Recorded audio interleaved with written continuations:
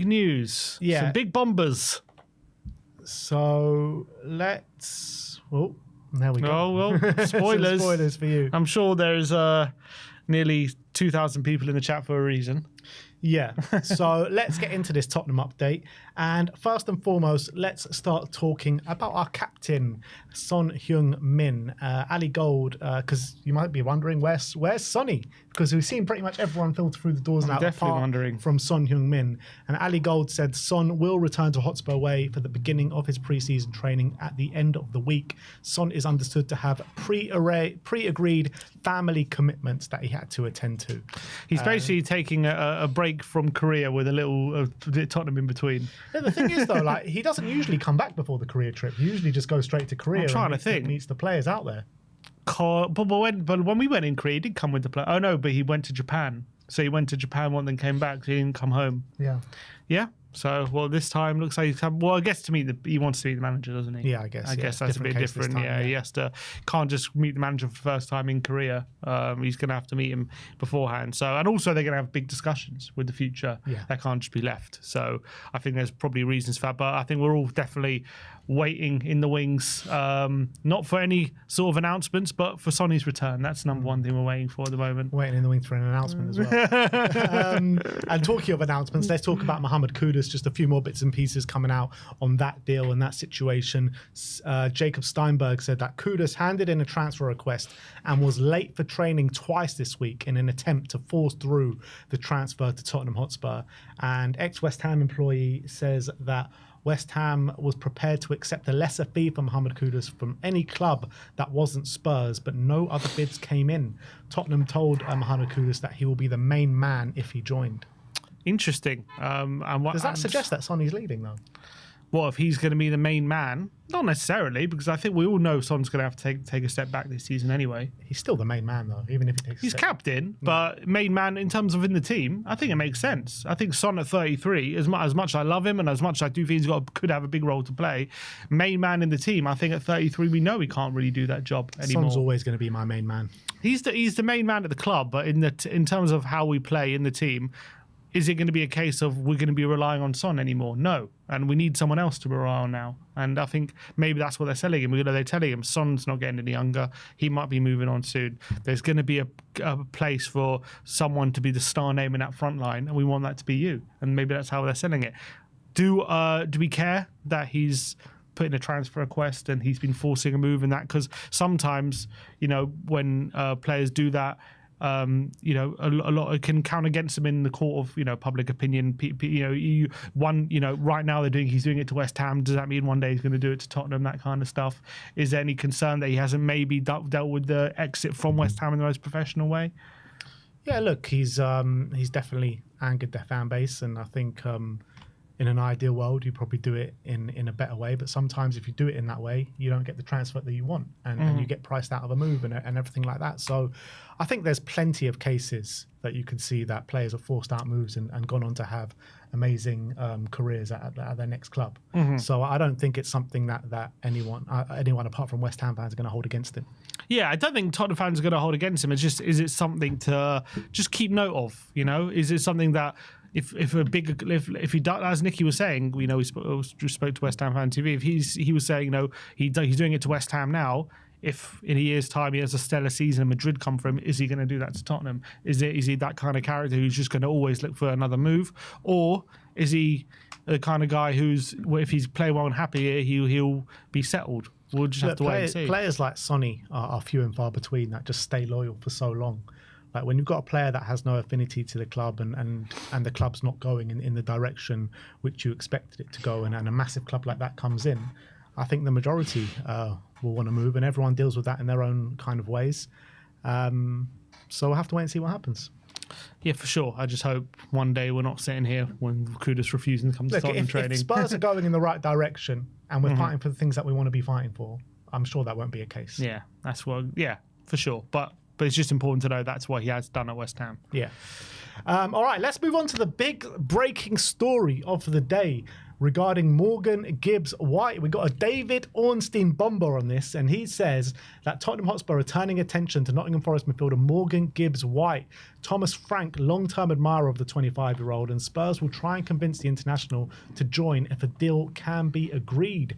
Mike McGrath jumped off the back of this, and he says that Morgan Gibbs-White is a Tottenham target. Forest are expected to demand a fee of well over £60 million for Gibbs-White. Talks between Tottenham and Forest are ongoing. And Daniel Taylor from The Athletic says that Morgan Gibbs-White to Tottenham seems likely at this stage. Yeah, it's interesting. I was just reading that tweet. He says, with a slightly heavy heart, and I'm not looking forward to telling my son, does it look likely? And he said, as it stands, yes, it seems that way. Sorry, Forest fans. Hopefully some happier news to come. He's a brilliant player. I can see why Thomas Frank wants him. Yeah, I'm trying to think, I wonder if he's, does he report for Forest potentially? Yeah, he's a Forest. So he's the Forest Athletic. From The Athletic. So that is significant. There's just been, Sammy Mockbell's just chimed in as well, and he said that Tottenham have opened formal club-to-club talks with Nottingham Forest over a minimum £60 million move for Morgan Gibbs-White. Transfer accelerating quickly. Wow. Things are moving with Tottenham. I mean, I love Morgan Gibbs-White. I think he's a phenomenal player. I think he's gone on leaps and bounds at Forest over the last few years, ever since he's come into the team. I remember him back in the day when he made his debut. I think he made his debut, didn't he, against Tottenham? I think I don't remember that. He did, and that was a very famous game for Wolves where we were at Molineux, we were 3-0 up and we nearly gave it away. Foyth gave away 2 penalties. I remember he came on and completely changed the game. Ever since then, he's kind of like been on my radar, and obviously look, everyone knows him now. He's gone from strength to strength. Phenomenal player. England international now as well. I think Forest, he was phenomenal. Obviously, he got nominated for Player of the Season, didn't he, in the Premier League? He had a phenomenal year at Nottingham Forest. I think he's really turned into one of the best number 10s in the league. I think what really sets him apart, he's got great physical kind of traits. He can turn in tight areas. He's got a really great eye for a pass, but he's also got that knack of arriving late, kind of unseen in the penalty area, getting on the end of things, really good finishing ability to shoot from range. So I think he's got so many kind of strings to his bow. He's versatile, can kind of play in attacking midfield in a few different positions. I think he's a phenomenal player.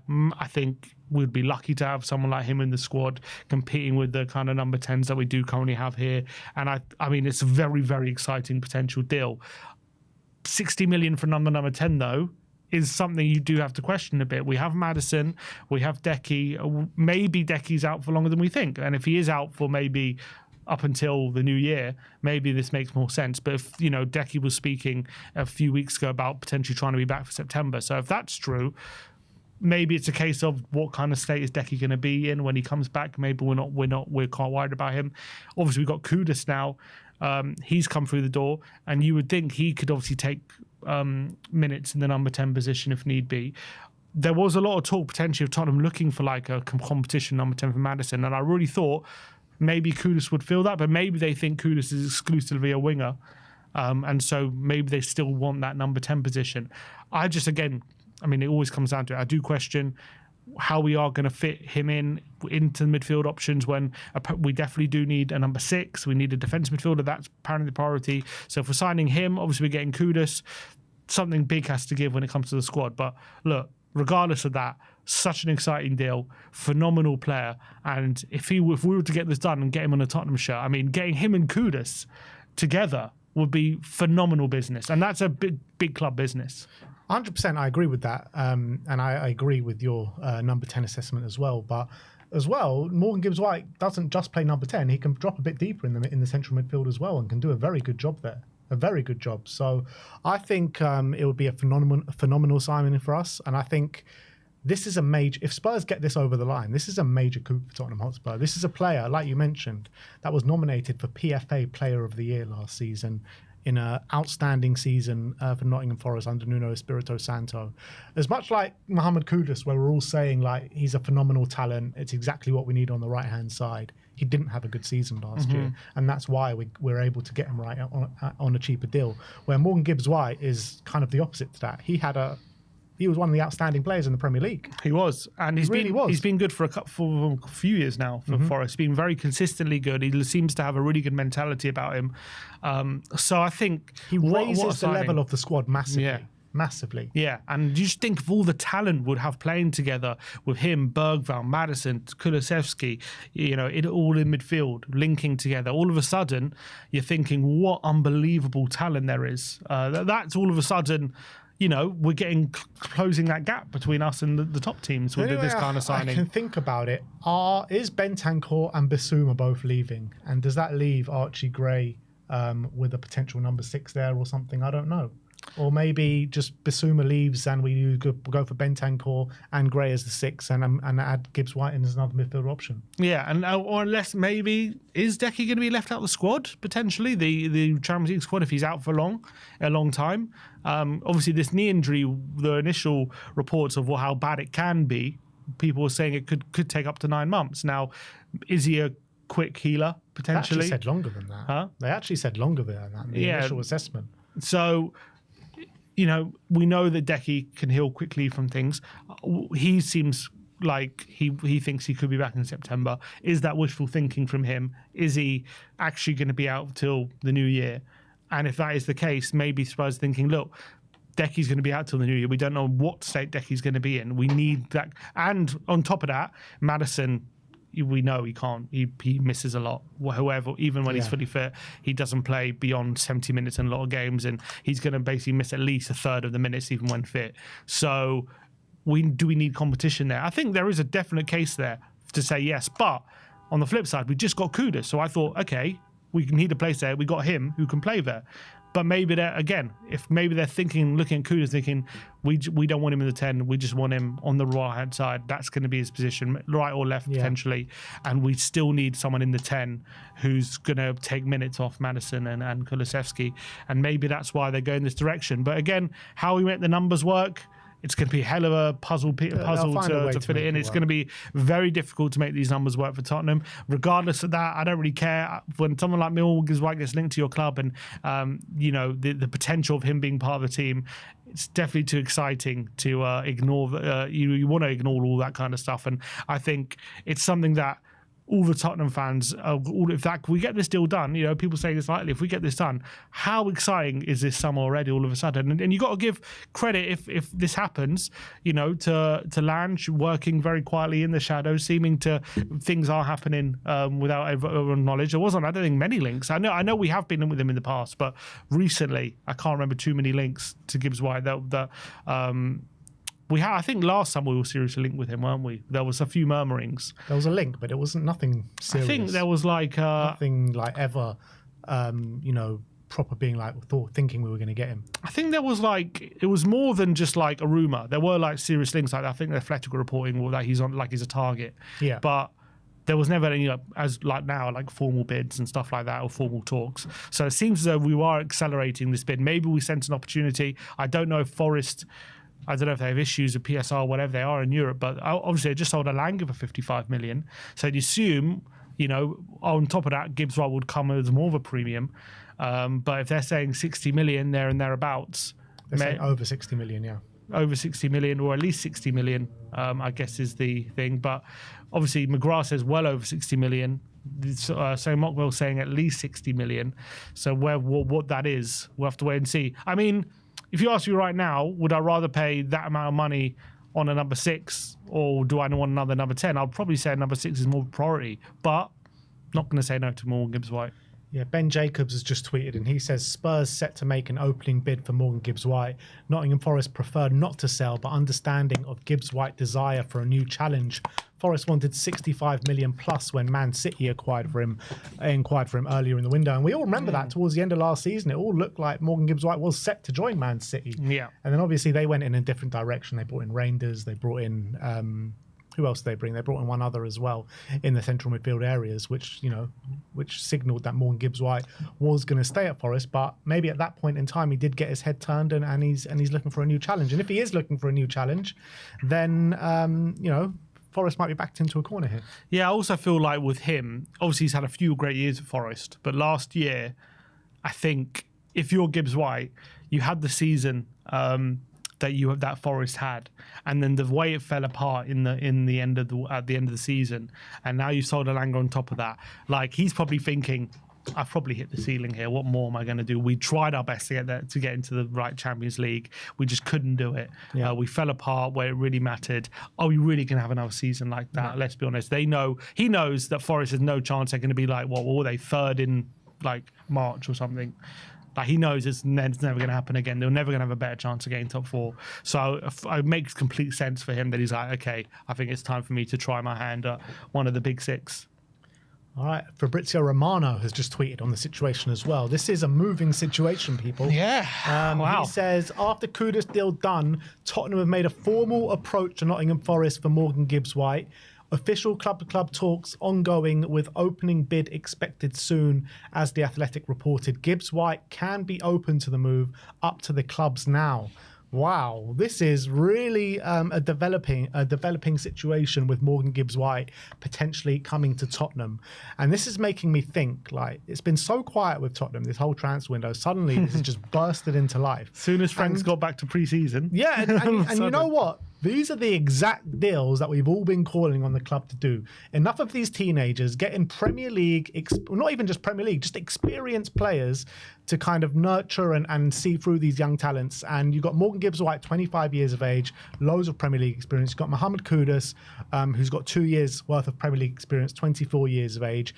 These guys are coming at the real right age if we can get them in. And also, they were talking yesterday that Spurs doing club-to-club talk to Brentford for Johan Wissa as well, who's also of, a decent... He's a bit older. He's like, what, 28?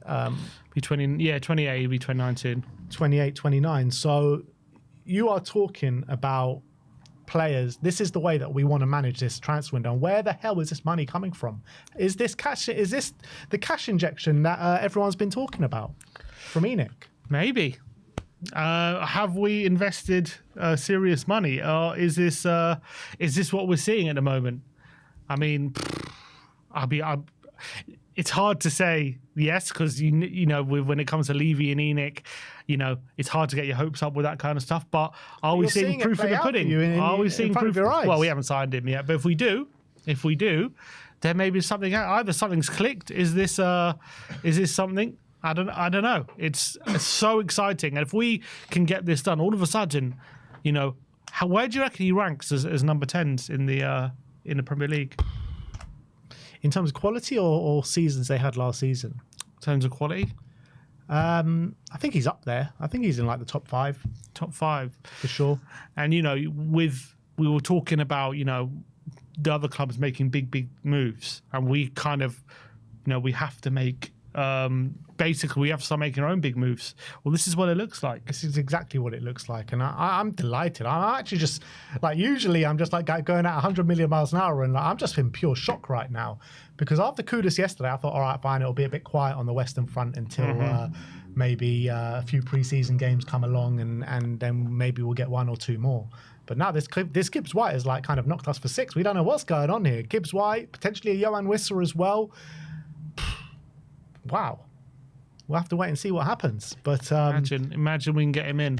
And finally, we can maybe have a player in the England squad again, because we haven't had one of those in a while. Yeah. But regardless of that, I just think the levels when it comes to being back in the Champions League, bringing this level of quality, is exactly what we've been calling for, exactly what we need, and it's exactly what's going to excite the fans, I think.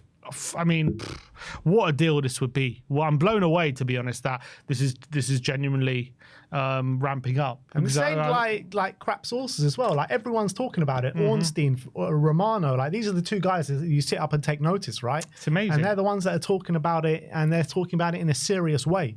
So keep your eyes peeled, people, because Spurs are making moves in the transfer window. And we always say, whenever we make the Champions League, it never makes a difference to our targets. Well, it seems like it's doing that this time. Yeah. If we get these through the door. Yeah, exactly. I don't think Kudus' debt would have been desperate to come, or Gibbs-White would have been wanting to come, if we hadn't won that Europa League and been in the Champions League.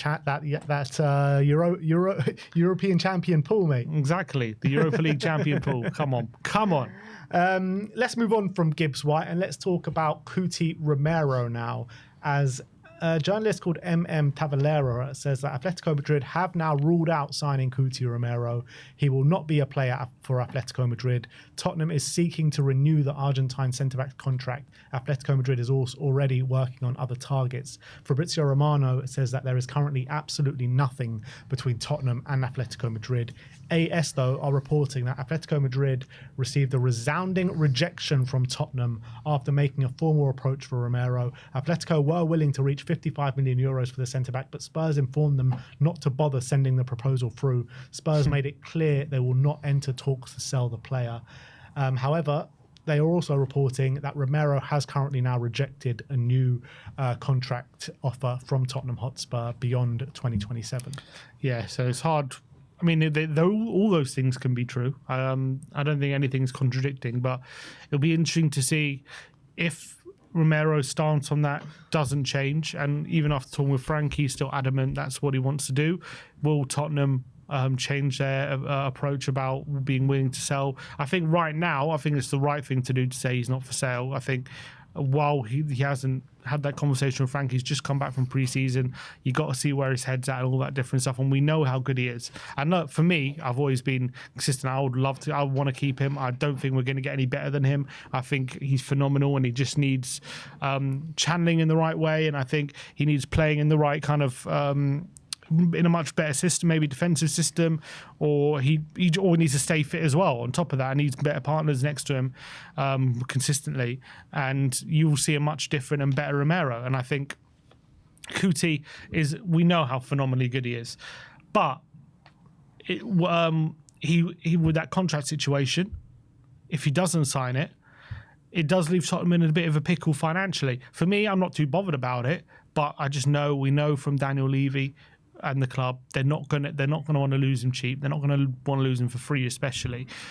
So if there's a chance to get a good price for him, they're going to want to take it. Are Atletico playing a hardball right now, hoping Tottenham lower their price down the line? I think there's a good chance that's true. Will Tottenham be willing for him to go back down into his last year with no kind of chance of him signing a contract? I find it hard to believe, but potentially. I mean, I guess they've done it before, so maybe they will. So I don't think we've had the last of this. I know that's what all this is going for. I'm sure they are frustrated because I'm sure they want Tottenham to just agree the deal early and get this deal done. But, it's not going to be that simple with Tottenham, I don't think. Yeah, I mean, look, we've heard Romero speak quite publicly against the board in the past before, right? But then we've never seen, if all these kind of rumours and talks come to fruition and we do bring in like a Wissa, we do bring in like a Gibbs-White, we've got Kudus through the door.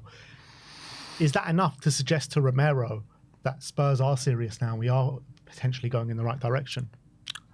I mean, yeah, I would say. I think what it would definitely signal to him is we're definitely upping our ambition. We're definitely looking to sign players in the fashion that some of the other teams that we're competing with sign players, which we have been guilty of not doing before. Is it going to be enough for him this summer to say, okay, you know what? Look who we're signing. Look what we're doing. I'm going to sign a contract. I don't know about that, but will it change his mindset from this club, look what they do in the business, we're just signing teenagers, everyone's signing big players, right? And we're not going anywhere while we do this. Is that going to change that mindset to, okay, we actually are signing some really good players, we have just won the Europa League, I'm really happy here, I'm going to see how the season goes and then maybe I'll sign a contract during the season. Then if that's his mentality, then I think there's a very good chance we may. Look, for me, I'm happy to roll the dice and see if we can get him to sign that contract. But again, it's still a bit of a risk because maybe he still decides not to do it, and still even maybe regardless, maybe he just thinks, look, I want to try a new challenge, I want to go to Atletico, all that different stuff. So it's still a risk, but I think if there's a hope that he could sign a contract some way through the season, I think maybe there's a chance he might stay. Yeah, I agree with that. All right, that is the Romero situation. And now we're going to talk about Yves Bissouma, as a Turkish journalist called Yagis Sabancoglu says that Yves Bissouma is a top target for Jose Mourinho for Fenerbahce. Spurs want around £20 million to sell him. And I know what you usually say about Turkish publications and stuff, but if you're ever going to listen to any sort of Turkish journalist, it's probably going to be this guy. True. And also, players at the moment do seem to be going there. You know, you got Duran, who's just from Fenerbahce. You got Asensio, who's apparently linked to going there at the moment. Galatasaray can have Sane and Osimhen up front. Galatasaray getting some big players, so maybe he's looking at thinking, actually, are the Turkish teams up in their game and they're getting some good players? To be fair, they've always been able to attract good players. Yeah, but this is Turkish teams. It's a different level, but there's always been good players that seem to want to go to Turkey. I don't know what it is. Maybe it's just a good lifestyle or something out there. Is Bissouma going to be one of them? Obviously, we've heard rumours of Juve. We'll have to see if that interest comes to fruition. I think Tottenham are going to be willing to sell to anyone, whoever wants to come in. I think they'll just sell to the highest bidder. I think what about him under Jose? To be fair, Jose really likes African players. He's been on record saying he loves signing African players because I can't remember exactly the reason, but he said he's got a strong affinity to them. So will he look at Bissouma and think, yeah, that's the kind of player I want, maybe? Yeah, I think Jose would think he can mould Bissouma. I think he'll be one of the leading midfielders in the Turkish league. So I think Jose would love to have Bissouma through the door. So we'll have to wait and see what happens with that one. And last but not least, the last story is regarding Richarlison, as RTI, who is a Brazilian publication, say that Palmeiras have entered talks with Richarlison about signing the Tottenham forward. Palmeiras want to make a major attacking signing for the remainder of their season, which could be interesting. Do you think he would go back to Brazil at this stage of his career? I highly the state of these Brazilian teams, though. They look brilliant. Well, they look good at the Club World Cup, but if you want to get more noticed on the international stage when it comes to, I mean, playing for Brazilian teams can do it, but they always tend to pick players that play in Europe. There are plenty of players in the Brazilian squad from Brazilian teams as well. There are, but I think and Richarlison as well is a player that's been in and around. I don't think you move to Brazil if you want to get noticed in the Brazil squad. If you're in Europe and you want to have the best chance possible making a World Cup, you don't go to Brazil. But what I'm saying is that if Richarlison is in there thinking already, he's a player that's been called up in their last squad. If he goes to Palmeiras and he's playing every week and he's smashing it there, he'll get called up. Not necessarily. I think he will. Depends. You've got Cunha playing for Man United now. You've got so many good... Look, I'm not saying it's impossible. I'm just saying... If I'm Richarlison, your best bet is remaining in Europe. That's your best bet. If you want to make sure if you do well in Europe, they can't really ignore you. And I think that's your best bet of getting in that squad. And I think that's going to be his mentality. I think this kind of move would be a kind of last chance saloon. I doubt he wants to go back to Brazil right now. I think he wants to keep playing in the Premier League.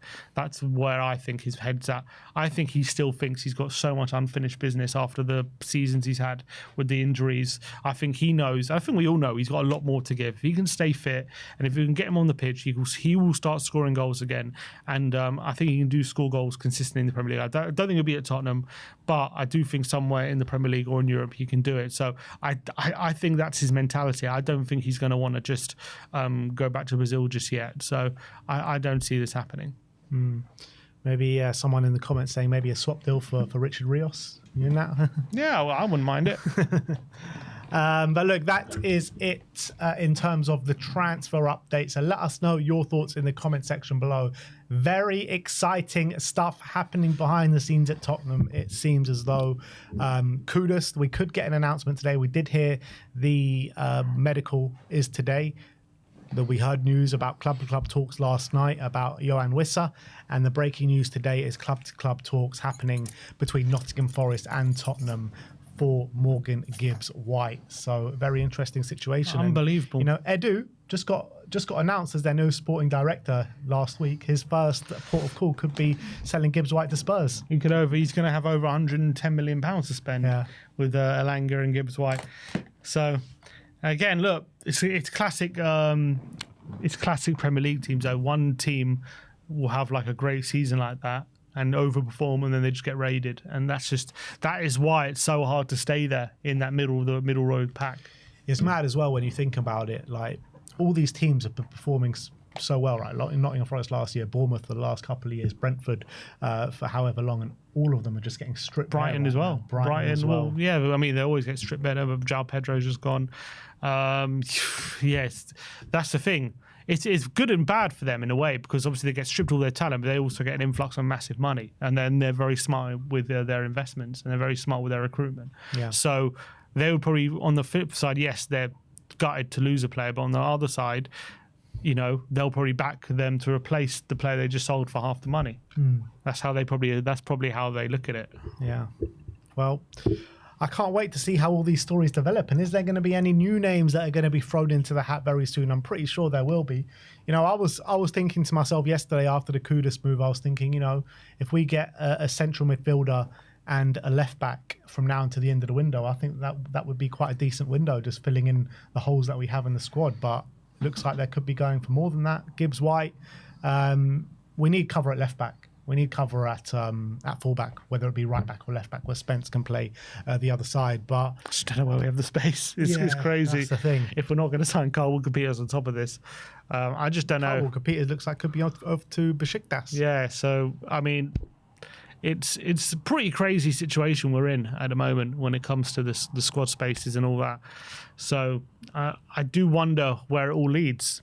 I do wonder how it ends, because I don't really see any options which doesn't disappoint someone at some point, or maybe surprises a few people. This is you know, it's not a fairy tale world, this game. You know, some hard decisions are going to have to be made, and we can't just live on sentimentality our whole lives. And it is what's just going to happen. Some hard decisions are going to have to be made this season. Is that someone's posted a leaked video of Kudus at the training ground? Oh yeah, let's get this up. I don't know if you can really make out. I've liked it. I just liked it. Don't know who. This is a Ghanaian sports journalist. So is this coming very soon? Make it full. Yeah, go on. Make it full screen. So apparently, this is Mohammed Kudus spotted at Tottenham training ground. Is there an announcement incoming? I talk about moving situations. Something new is popping up every minute here at Tottenham Hotspur. We're going to get Mohammed Kudus video. Well, at Hotspur Way, people. When was this taken? Was this taken just now? Was it taken a few hours ago? They already shot the videos. This is clearly an announcement video that I think they're shooting, or some sort of video, because you can see the cameraman there who's moving backwards. So they're shooting something. I don't know whether it's, you know, an interview or what it is. But is this video something we're about to see? Are we about to get the announcement? I am gassed, people. Do you have notifications on? Get your notifications on, people. This is nonsense, someone said. Well, it's not nonsense. This is supposed to be Kudus at the training ground. Maybe we'll go and have a look and react